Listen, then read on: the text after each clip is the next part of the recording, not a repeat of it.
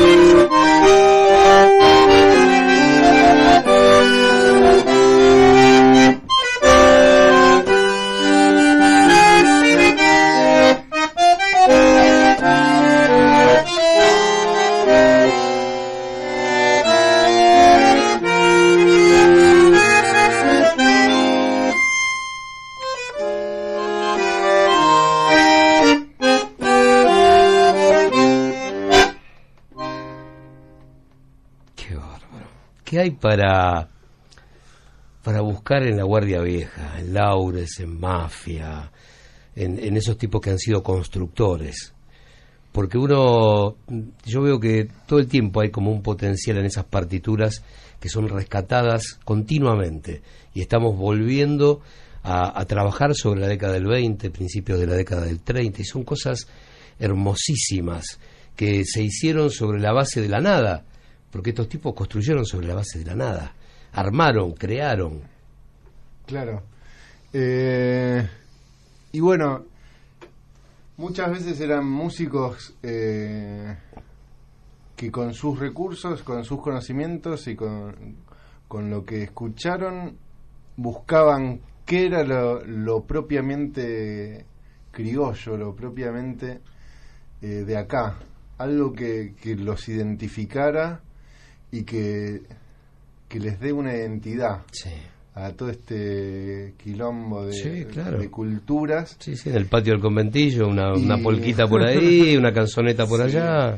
Y muchas veces era la gente que venía desde el viejo continente, mezclado con esa pampa que abrazaba y asfixiaba a la ciudad, ¿no? Sí, señor. Y la pampa esa fue la que fue templando a la ciudad desde sus suburbios. Sí, claro. Y quién te dice que esos criollos pampeanos no tenían esa sangre negra también, ¿no? Bueno, claro, sí, la negritud está, sobre todo en el tango, está dando vueltas casi como una situación misteriosa desde su cosa tipológica, ¿no? Desde el tango en adelante hay todavía discusiones que andan dando vueltas. Tan invisibilizada a pesar de su color. Totalmente. Una cierta influencia que de la campaña, ¿no? De gente que dormía con sus vacas, sus vacas no, y que cantaba alrededor de fogones y que llegaba a todas las cabezas de ganado hasta la ciudad, y que en ese Barracas al Sur fue donde se nutrió la música de la ciudad. Sí, totalmente. Y cuando hablábamos del conventillo, por ahí encontramos la nota nostalgiosa, ¿no? Porque el tango nació rodeado de un montón de gente que lo único que hacía era pensar en lo que había dejado y básicamente no poder volver, porque hoy, a ver, cruzar el charco son... Era un trámite pero en aquel complicado. momento era casi, bueno, muchachos, yo no vuelvo, ¿cómo? ¿De qué forma? ¿Y a qué? Porque estamos hablando de un continente que en ese momento olía a muerte y hambre. Sí, Y eso entonces, debe haber hecho su parte también. eso tiene que haber hecho su parte, pero sin ninguna duda. ¿Vos por qué el bandoneón? Porque no es un instrumento al que uno acceda. Papá, ¿me compras un bandoneón? Es un poco raro. No, es raro, sí. Cuando fui a buscar por la calle Talcahuano un bandoneón, el 90% de las casas me miraron con cara extraña Sí. allá en 1999. Pero bueno, el bandoneón y cualquier instrumento es elegirlo todos los días. Bueno, en mi adolescencia dije, me gustaría tocar el bandoneón, hice muchos esfuerzos para conseguirlo, y bueno, después de elegirlo me enamoré, ¿no? Cada vez más difícil, ¿no? El tema Y del bandoneón o de los tipos que pueden proveerte de un bandoneón, como que suene como tiene que sonar, etcétera, etcétera, etcétera. No hay que quejarse tanto. Acordate que si la mayoría de la gente que explica la cuestión del bandoneón son tangueros, y los tangueros tenemos una cierta tendencia a ver Bueno, las muy bien. cosas un poco negativas, pero es verdad que es un instrumento que Si no voy al súper y no hay una góndola. no, un bandoneón. es solo popular aquí en Argentina, Sí. y que no hay fábricas, que en China no se fabrican bandoneones. Claro. Esa es la mala noticia, es esa. Sí, señor. Y por suerte se fabricaron muchos en la Alemania antes de la Segunda Guerra, Claro. y todavía se consiguen algunos. Hace 10 años no había nadie que fabrique bandoneones. Hoy día hay algunos. La explicación que más me satisface a mí es decir que nadie fabrica un bandoneón porque no es redituable, no es un negocio para nada. Claro. Porque un bandoneón antiguo y que suena y que está bueno cuesta más barato que toda la mano de obra que requiere hacer uno nuevo. Qué bárbaro. Es Sí, más, es cierto. entonces, a no ser que haya un Estado que diga, bueno, el bandoneón es parte de la cultura de esta nación, ¿Qué te vamos parece? a fabricar bandoneones Vamos a fabricar. a pérdida. Algo tendrá que pasar al respecto en algún momento. Hay un proyecto en la Universidad de Lanús que está fabricando bandoneones de estudio. Muy bien. Son bandoneones con una lengüeta sola, son más pequeños, un Ujú. poco más pequeños, con el mismo teclado, pero que la idea es que si algún niño quiere aprender el bandoneón, pueda conseguir a bajo costo un bandoneón. Muy bien. Porque si no, se hace cuesta arriba arrancar con este instrumento. Sí, sí. Para un profesional sí. que vive de esto, yo creo que no está más caro que cualquier otro instrumento Sí. profesional. Claro. ¿No?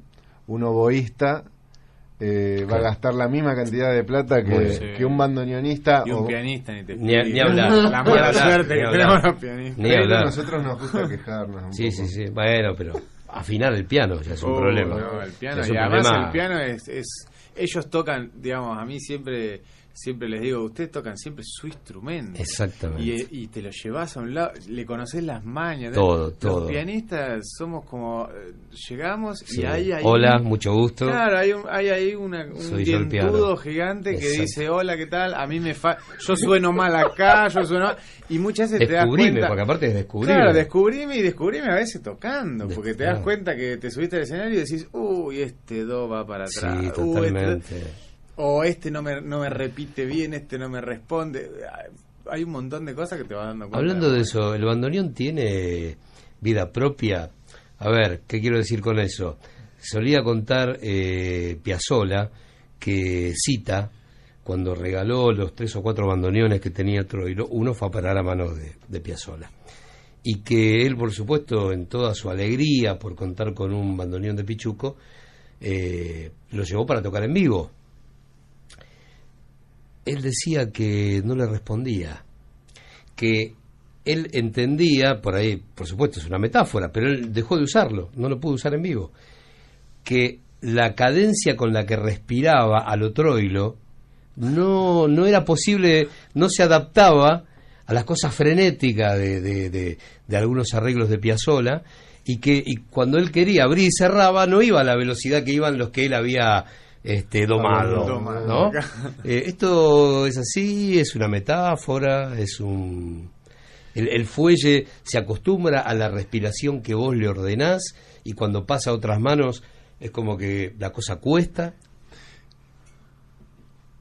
Calculo que no voy a refutar lo que dijo Piazzolla, por más que diga lo que diga, pero sí, cada instrumento, como son todos artesanales, son todos manufactura,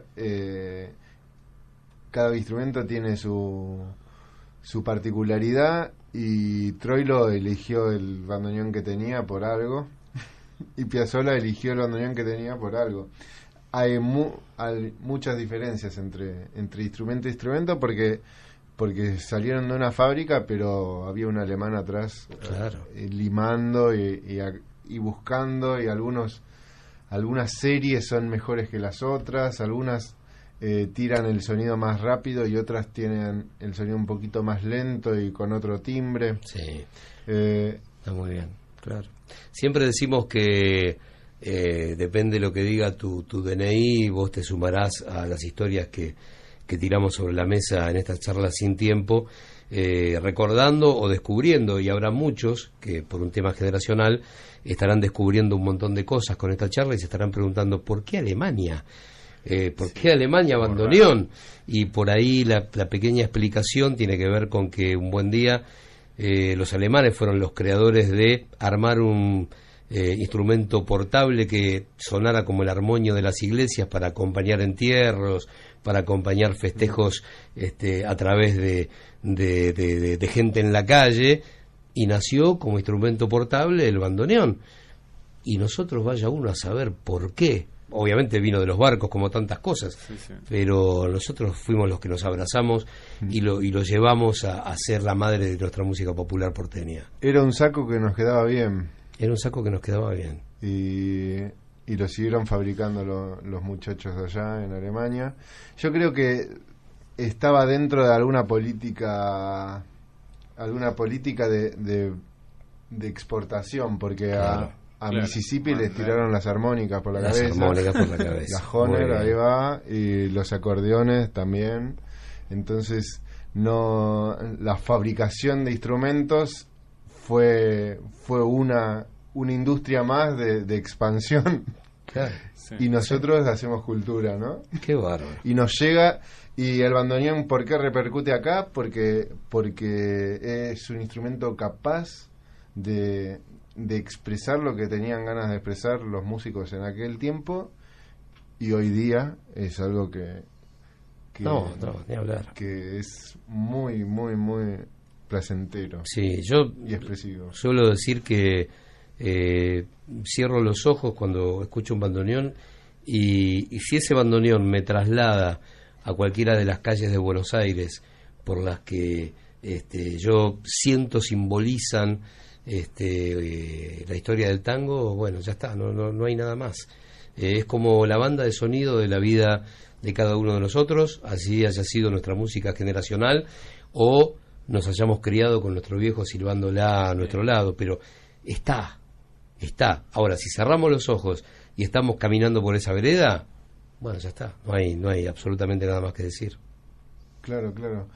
Y ese sonido es algo que es más o menos habitual o común o que todo el mundo conoce por estos lados, y cuando te alejas y no lo escuchás más, porque en la mayoría de la música no hay bandoneón.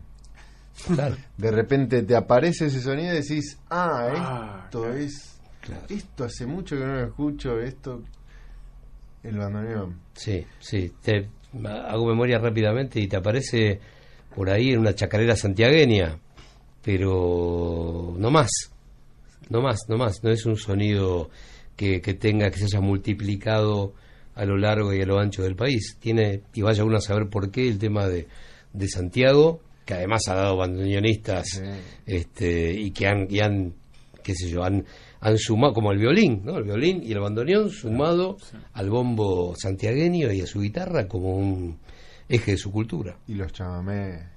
Bueno, el chamamé a través, bandoneón, claro, por supuesto, también. sí, exactamente, claro que sí. Bueno, la verdad, yo les agradezco muchísimo la charla, lo veo a través de Facebook, también sucede con los oyentes, porque estas charlas sin tiempo sirven para conocer al músico debajo del escenario, y ahí uno entiende lo que pasa arriba, ¿no? Ahí uno entiende el porqué de ciertos gestos, el porqué de un montón de cosas que tienen que ver con su música. Así que el agradecimiento con valor agregado por el fuelle, por esas notas, por haber venido a esta hora y haber gastado este tiempo en un diálogo que tiene que ver con ustedes en presente, pero esencialmente con ustedes en pasado. Acá no hay nada prohibido, excepto amanecer. Prohibido amanecer en AM750.